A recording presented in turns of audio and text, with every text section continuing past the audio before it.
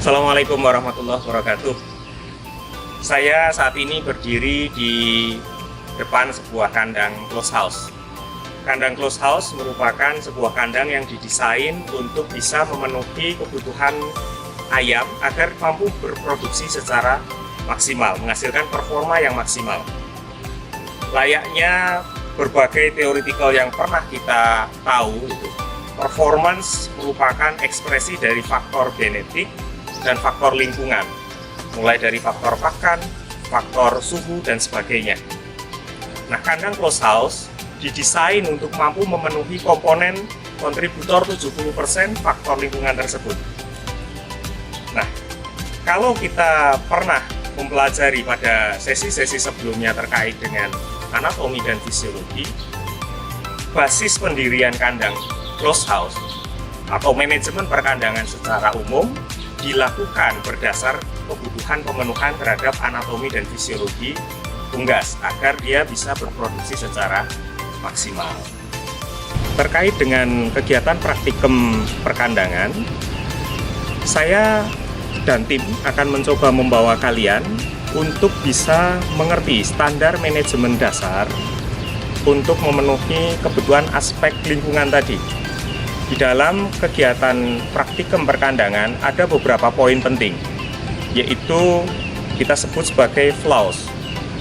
Bagaimana mekanisme feeding itu disediakan oleh perkandangan.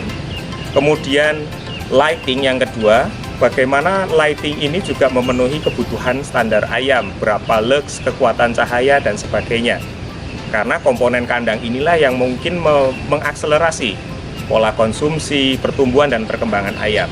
Kemudian ada air management, nah, artinya pengelolaan kaitannya dengan kualitas udara dan suhu maupun kelembabannya. Kemudian water berkaitan dengan pemenuhan kebutuhan air bagi unggas. Kita tahu bahwa konsumsi pakan selalu berinteraksi dengan kebutuhan airnya. Kemudian ada namanya stocking density, itu juga ada kaitannya dengan perkandangan. Bagaimana beberapa peralatan kandang ini nanti bisa mendukung pengaturan kita untuk pengaturan kepadatan kandang. Demikian juga komponen terakhir yang harus dipenuhi adalah sanitation and biosecurity. Kandang juga harus mendukung itu. Nah, titik-titik ini akan menjadi titik-titik perhatian dalam penyediaan fasilitas yang harus ada di kandang.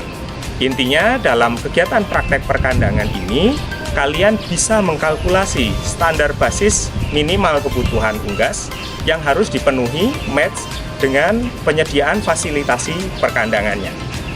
Saya rasa itu pengantar dari saya. Dengan pengetahuan tentang aspek perkandangan ini, saya harap Anda akan lebih mumpuni dalam ke depan pengembangan pengelolaan di segmen industri budidaya ternak unggas.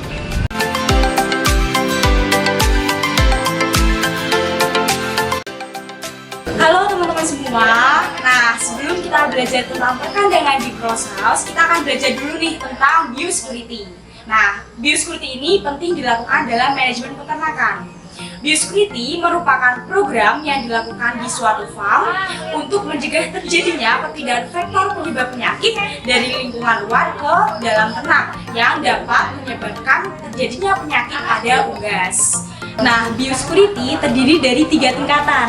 Yang pertama ada biosecurity konseptual. Nah, di biosecurity konseptual ini kita akan belajar tentang pemilihan lokasi suatu peternakan, kemudian menentukan kepadatan dalam suatu kandang, dan pemisahan umur unggas.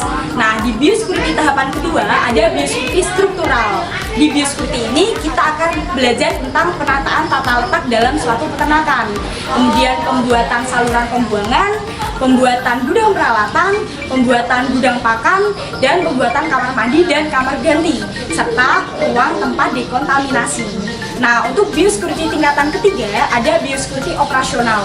Nah, di biosecurity ini kita akan melakukan 3 hal teman-teman.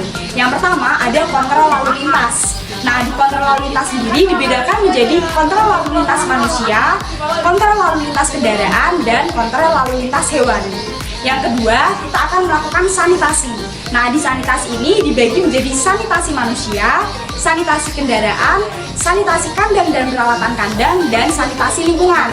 Dan yang terakhir, kita akan melakukan isolasi. Nah, isolasi ini dilakukan untuk memisahkan antara ternak yang sakit dan ternak yang sehat, serta mengambil ternak yang sudah mati untuk segera dibakar atau dibuang ke tempat pembuangan ternak mati.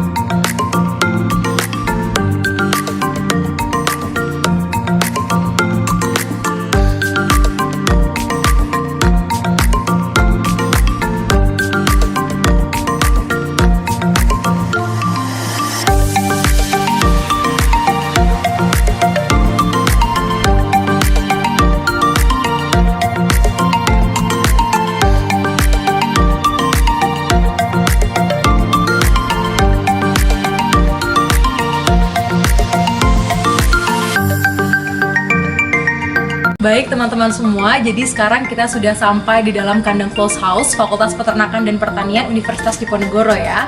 Nah, di sini kami akan menjelaskan mengenai peralatan kandang yang ada di dalam close house. Nah, yang pertama itu ada hopper. Nah, hopper ini merupakan alat yang digunakan untuk menyalurkan pakan ke tempat pakan. Nah, di dalam hopper itu ada ulir yang bergerak untuk menyalurkan pakan ke tempat pakan tadi. Dia akan bergerak terus. Nah, untuk kapasitas hopper itu sendiri itu 100 kg. Nah, seperti itu. Selanjutnya itu ada tempat pakan. Nah, tempat pakan itu ada dua. Ada baby chick dan pan feeder. Nah, untuk baby chick ini contohnya seperti ini. Ya. Contohnya seperti ini untuk baby chick. Dan untuk pan feeder itu biasanya dia menggantung di dalam close house itu sudah tertata seperti itu. Nah, kalau misalkan untuk baby chick itu biasanya dari chick in sampai usia ke arah starter, masih usia starter, dan kalau untuk masuk ke pan feeder itu sudah masuk ke usia finisher. Nah, selanjutnya itu ada tempat minum atau nipple.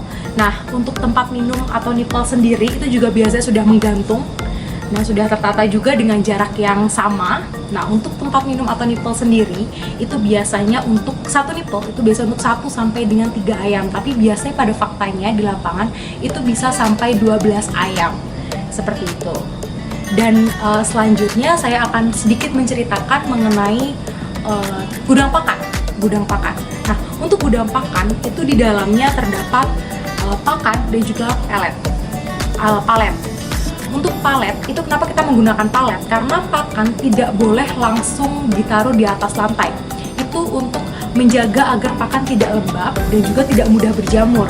Jadi harus diberikan palet, alas palet terlebih dahulu agar pakan bisa lebih steril seperti itu. Nah, untuk satu palet itu bisa terdapat 42 karung atau 21 tumpukan. Selanjutnya, Syarif. Baik, untuk selanjutnya, peralatan selanjutnya yaitu ada Temptron. Nah, Temptron di sini adalah alat setting secara otomatis yang di dalamnya untuk mengatur suhu, kemudian kelembapan, kipas, dan alat pemanas secara otomatis yang sudah disetting sesuai pedoman, sesuai standar dari close house. Kemudian untuk heater ini adalah alat pemanas secara otomatis dengan bantuan gas, jadi disalurkan dengan gas. Selanjutnya yaitu adalah dosatron. Dosatron ini adalah alat pencampur obat, alat pencampur vaksin yang letaknya ada di luar. Jadi setelah obat dan vaksin dimasukkan pada dosatron, nanti akan disalurkan melalui nipple. Nanti bisa diminum oleh ayam melalui nipple tersebut. Terima kasih. Baik teman-teman, kami selanjutnya ingin menjelaskan tentang struktur bangunan dari closed house. Yang pertama terdiri dari atap closed house berbentuk gable atau lebih dikenal dengan tipe A yang berfungsi untuk memudahkan sirkulasi udara di dalam kandang.